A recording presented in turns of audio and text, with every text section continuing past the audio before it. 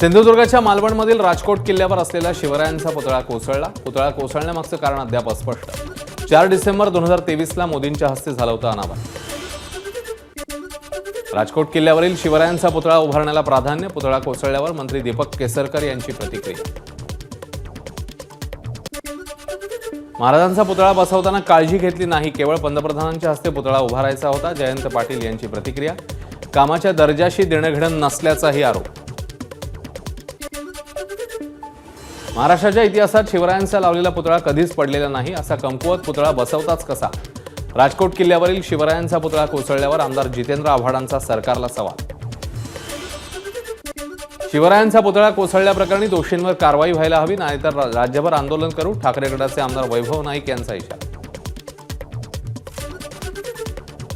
आणि मालवणच्या पीडब्ल्यूडी कार्यालयाची असा निषेध म्हणून वैभव नाईक यांच्याकडनं तोडफोड. मुख्यमंत्री एकनाथ शिंदेंचा मुंबई गोवा महामार्ग पाहणी दौरा. गणेशोत्सवाच्या पार्श्वभूमीवर पाहणी. यावेळी मंत्री रवींद्र चव्हाण आणि स्थानिक नेते उपस्थित. मुंबई गोवा महामार्गाची मुख्यमंत्र्यांकडून पाहणी. गणेशोत्सवापूर्वी हा मार्ग काहीही करून सुरळीत करा, मुख्यमंत्र्यांचे अधिकाऱ्यांना निर्देश.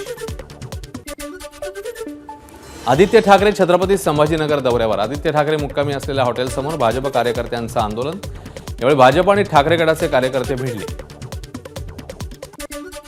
छत्रपती संभाजीनगरमध्ये पोलिसांचा आंदोलकांवर लाठीमार. आंदोलकांना पांगवण्यासाठी पोलिसांकडून लाठीमार.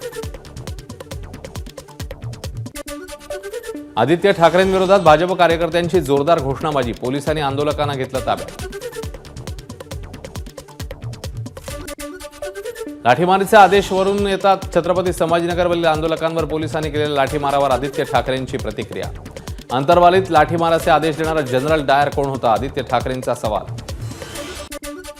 पैठणमध्ये मराठा आंदोलकांनी आदित्य ठाकरेंचा ताफा अडवला. ठाकरेंच्या रॅलीमध्ये 1 मराठा लाख मराठाच्या घोषणा. आम्ही तुमच्या सोबत आहोत. आदित्य ठाकरे यांची आंदोलकांना ग्वाही. संभाजीनगरमधील आंदोलक भाजपचे कार्यकर्ते नाही तर पगारी नेते. संजय राऊतांची टीका. आरोप असलेले 2 मंत्री सत्तेत असल्याचाही राऊतांचा हल्लाबोल. आम्ही काल महिलांच्या संरक्षणासाठी पंतप्रधानांचा आदर करत आंदोलन केलं, मात्र आज भाजपने आंदोलन करण्याचं काहीही कारण नव्हतं. भाजपच्या आंदोलनावर ठाकरे गटाच्या अंबादास दानवे यांची प्रतिक्रिया. बदलापूर लैंगिक अत्याचार प्रकरण. अटकेत असलेल्या आरोपी अक्षय शिंदेला 14 दिवसांची न्यायालयीन कोठडी. बदलापूर प्रकरणी पीडित चिमुकलीच्या बाजूने असीम सरोदेंकडून वकीलपत्र दाखल. पोलिसांनी गुन्हा दाखल करण्यात घाई केली आणि अपुरी कलम लावल्याचा सरोदेंचा आरोप. बदलापूर प्रकरणातील शाळेचं मागील 15 दिवसांचं सीसीटीव्ही रेकॉर्डिंग गायब. शिक्षण विभागाच्या चौकशी समितीतनं ही बाब समोर आल्याची मंत्री दीपक केसरकर यांची माहिती. बदलापूर प्रकरणातील पीडित मुलींच्या शिक्षणाची जबाबदारी मंत्री दीपक केसरकर घेणार. डिग्रीपर्यंतच्या शिक्षणाची जबाबदारी घेत असल्याची मंत्री केसरकर यांची माहिती. महिला अत्याचार रोखण्यासाठी सर्व शाळांमध्ये पॅनिक बटन बसवणार. शिक्षण मंत्री दीपक केसरकर यांची माहिती.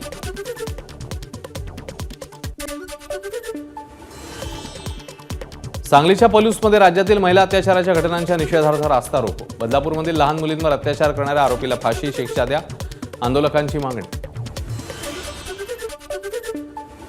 नाशिकच्या गोदावरी नदीला आलेल्या पुरामुळे गोदाकाठी असणाऱ्या रस्त्यावर पाणी. रामकुंडाकडे जाणारी वाहतूक बॅरिकेटिंग करून थांबवली. धार्मिक विधींनाही अडचणी.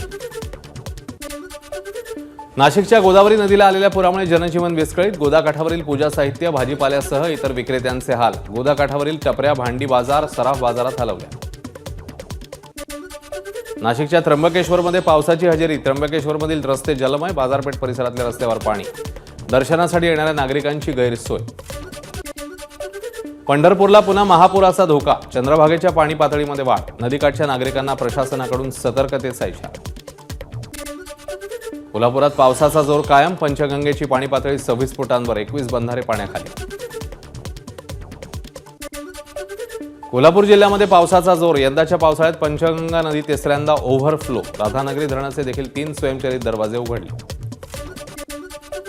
नंदुरबार जिल्ह्यातील धडगावमध्ये मुसळधार पावसामुळे मोठं नुकसान. दुकान आणि घरामध्ये शिरलं पाणी. बुलढाणा जिल्ह्यात मुसळधार. वान नदीच्या पुलावरून पाणी वाहत असल्यामुळे 4 दिवसांपासून मोमिनाबाद गावचा संपर्क तुटला. नदीपात्रात चुकीच्या पद्धतीने बांध घातल्यानं गावाचा संपर्क तुटला. ग्रामस्थांचा आरोप. नंदुरबार जिल्ह्यात तुफान पाऊस. सातपुड्यातनं वाहणारी उदय नदीने ओलांडली धोक्याची पातळी. पालखा गावाजवळील पुलावरून नागरिकांचा जीव धोक्यात घालून प्रवास, तर धडगाव आणि तळोदा तालुक्यांचा संपर्क तुटला.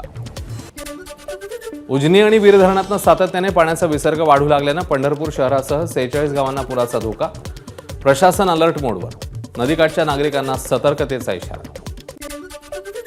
सिंधुदुर्गच्या वैभववाडीतील कुसूर गावात एसटी बस ओढ्यामध्ये कोसळली. अपघातात 9 प्रवाशांना किरकोळ दुखापत. नांदेडचे खासदार वसंत चव्हाण यांचं निधन. हैदराबादच्या किम्स रुग्णालयात सुरू होते उपचार.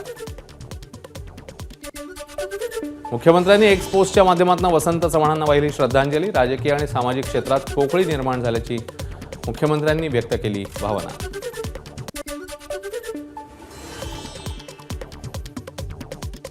वसंत चव्हाणांचं जाणं अत्यंत वेदनादायी. अजित पवारांची वसंत चव्हाणांच्या निधनावर प्रतिक्रिया.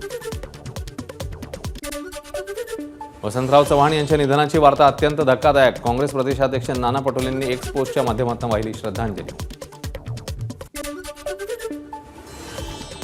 काँग्रेस खासदार वसंत चव्हाण यांच्या निधनामुळे नांदेड जिल्ह्यावर शोककळा. मुळगाव नायगावमध्ये सकाळपासूनच कडकडीत बंद. 7व्या वेतन आयोगाचे मागचे राहिलेले पैसे 4 टप्प्यात देणार. उपमुख्यमंत्री अजित पवारांची माहिती. महारेराचं नवीन संकेतस्थळ. महाकृतीच्या प्रभावी वापरासाठी महारेरा सर्व भागधारकांना प्रशिक्षण देणार. प्रशिक्षणाचे सर्व व्हिडिओ महारेराच्या संकेतस्थळावर उपलब्ध करून दिले जाणार. सरकारने येत्या 8 दिवसात मागण्यांबाबत सकारात्मक भूमिका न घेतल्यास 3 सप्टेंबरपासून राज्यव्यापी आंदोलन करणार. महाराष्ट्र एसटी कामगार संघटनेचे अध्यक्ष संदीप शिंदेंचा इशारा. राज्यातील सहकारी साखर कारखान्यांना सहकारी बँकांकडून देण्यात येणाऱ्या कर्जाची परतफेड करण्याची जबाबदारी संपूर्ण संचालक मंडळाची. मंत्रिमंडळ बैठकीमधला महत्त्वपूर्ण निर्णय.